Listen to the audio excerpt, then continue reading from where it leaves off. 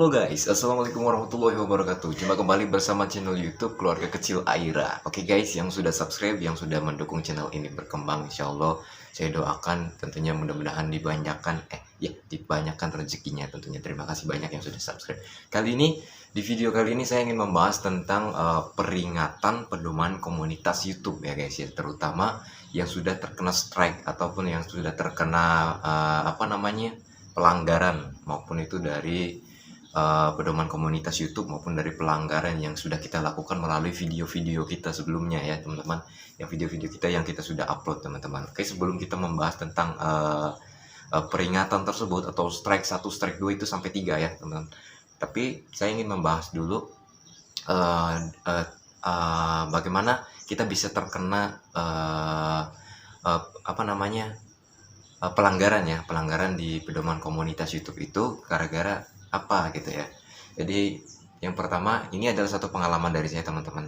Pokoknya semua tutorial, semua yang saya explore melalui video-video tentang tutorial seputar YouTube atau ilmu pengetahuan YouTube itu saya sudah jelaskan adalah dari pengalaman pribadi maupun dari pengalaman saya nge-YouTube ya teman-teman. Saya informasikan kembali, karena saya memiliki 10 channel dan saya dapat berbagi ilmu dari beberapa masing-masing channel yang saya kelola gitu teman-teman ya. Nah, kali ini ingin membahas tentang pelanggaran atau terkena pelanggaran pedoman komunitas dari YouTube ya. Nah, tentunya biasanya teman-teman yang sudah mengalami ini, kadang-kadang kalau misalkan terkena strike 1 atau terkena pelanggaran pertama gitu kan, itu was-was, waduh channel gua bakalan ini kan nih, bisa dimonetisasi atau enggak nih, wah channel gua rusak enggak nih ya kan. Nah, kali ini saya ingin dibahas teman-teman.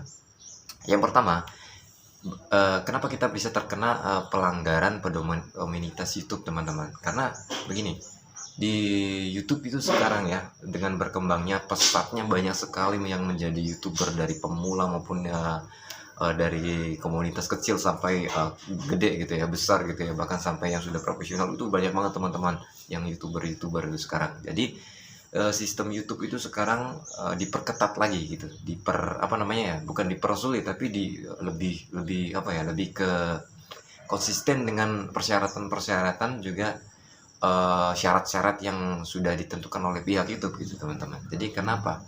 Karena dengan banyaknya para YouTuber ataupun dengan makin maraknya dengan membuat video-video yang lebih mudah, itu membuat konten-konten yang lebih mudah kita explore ke YouTube gitu kan, jadi lebih banyak lagi. Jadi ya tentunya dari sistem YouTube juga lebih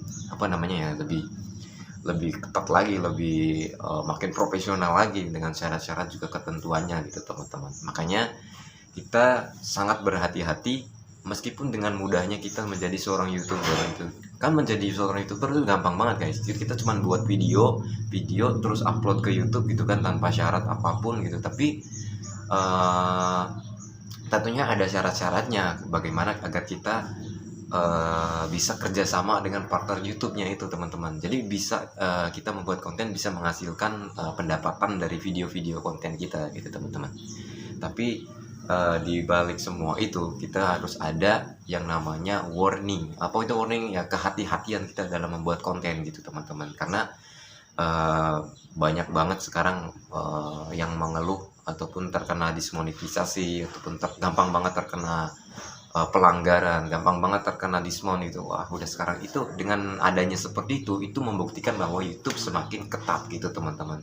Dan itu artinya YouTube menegur kita agar kita lebih hati-hati dalam membuat konten. Jangan sembarangan gitu teman-teman ya, terutama ya yang membuat konten tutorial gitu, konten-konten yang menunjukkan bagaimana cara mereview, apalagi mereview software atau aplikasi dan lain sebagainya, itu gampang banget terkena yang namanya pelanggaran gitu teman-teman. Seperti channel saya ini adalah pengalaman dari saya memiliki konten tentang tutorial teman-teman, dan tutorial tersebut berisikan tentang video-video bagaimana cara menginstal software, bagaimana cara mendapatkan software tersebut secara gratis, bagaimana cara intinya mereview software gitu teman-teman. Karena saya kan seorang musisi juga, jadi saya di samping itu memiliki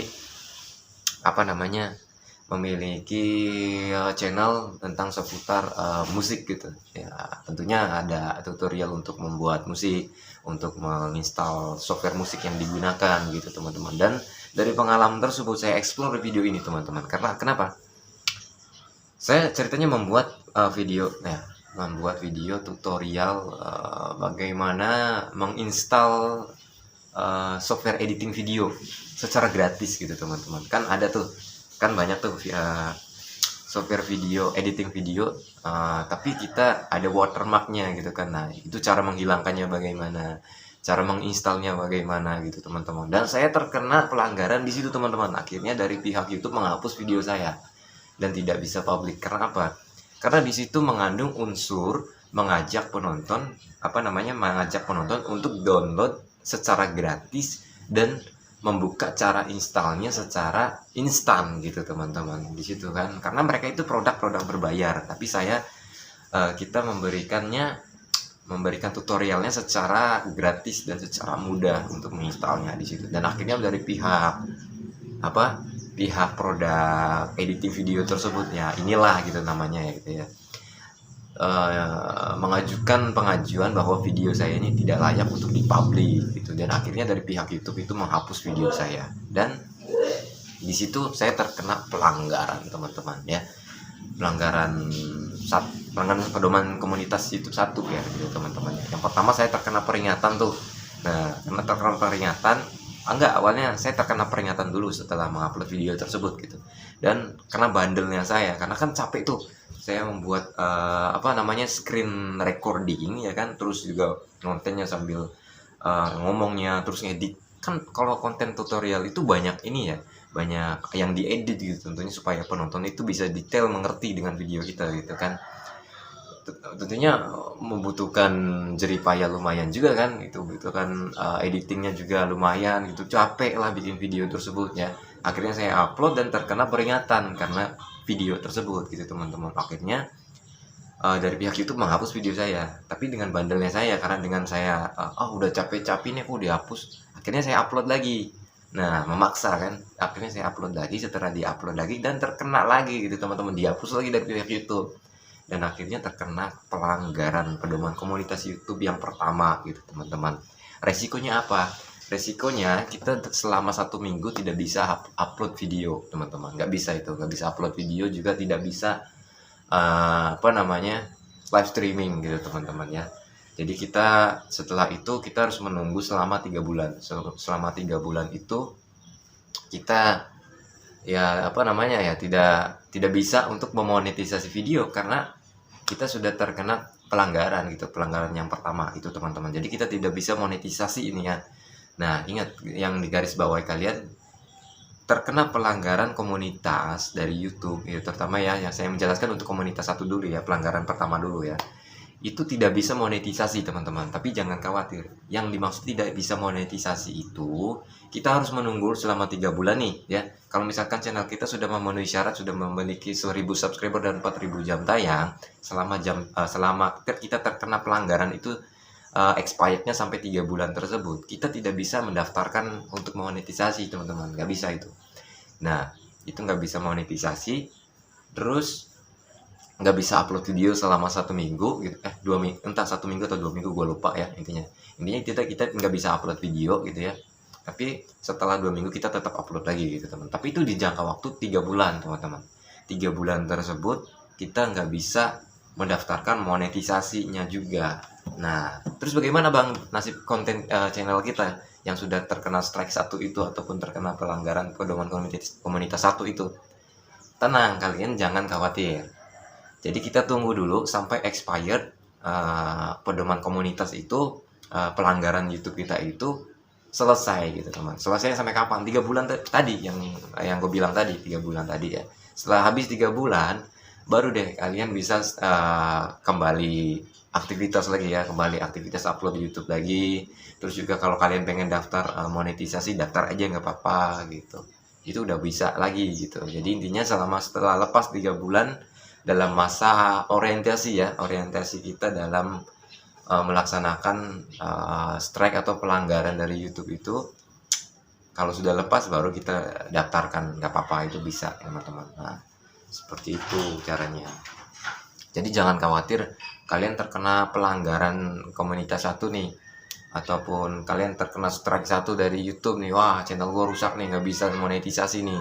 Tunggu aja, kalian tunggu 3 bulan setelah strike itu habis, kalian bisa daftar monetisasi lagi gitu teman-teman ya. Itu caranya. Dan info kembali, ini bang kok pelanggar, kan ada tuh di dashboard tuh yang paling atas gitu ya, yang pelanggaran tuh ya. Ini kok pelanggarannya nggak hilang-hilang gitu, notif ininya nih nggak hilang-hilang. Itu nggak apa-apa, biarin aja, itu nggak bakalan hilang sampai kapan juga, karena itu hanya peringatan dari YouTube itu bahwa kamu pernah terkena pelanggaran gitu. Makanya kamu jangan ngulangin lagi gitu kan gitu. Kalau misalkan kata orang tua, sama aja YouTube juga begitu teman-teman. Jadi intinya kalau kalian terkena pelanggaran strike 1, tetap udah, kalian tetap masih bisa kok dimonetisasi, tapi kalian selesaiin dulu tuh masa-masa pelanggaran tersebut, biasanya sampai 3 bulan ya. Nah, kalau terkena lagi gimana bang? Strike kedua ya sama, tetap aja gitu. Nah, kalau strike 3 nih, kalau kalian sudah melakukan pelanggaran yang ketiga kalinya, udah video YouTube kalian jangan tanya gitu. Makanya kita harus hati-hati. Kalau orang terkena pelanggaran 1, 2 itu masih, insya Allah masih aman ya.